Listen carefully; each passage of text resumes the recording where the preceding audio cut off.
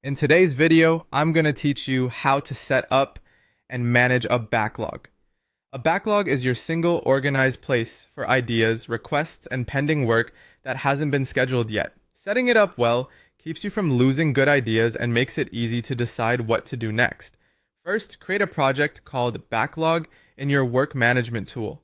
This dedicated space is where everything lands before it becomes an active task elsewhere.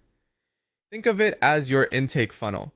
Keep it easy to find by pinning it or bookmarking it so you and your team can drop items in quickly whenever inspiration strikes or a request comes in.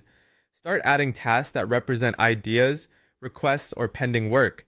Keep each task focused on one idea and give it a clear, action-oriented title.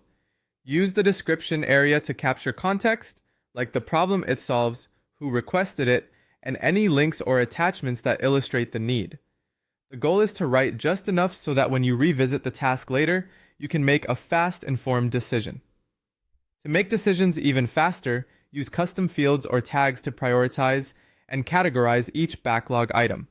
A simple setup works best. A priority field such as high, medium, or low. A type field like feature, bug, or research.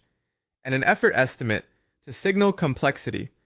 Tags can capture themes, platforms, or customer segments. Keep your labels consistent and lightweight so anyone can scan the backlog and immediately grasp what matters most. Organize the backlog with sections or filters.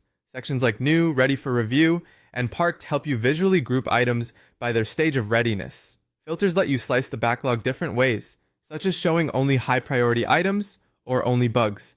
If your tool supports saved views, create a few go-to filters so you can switch context quickly without reshuffling the entire project.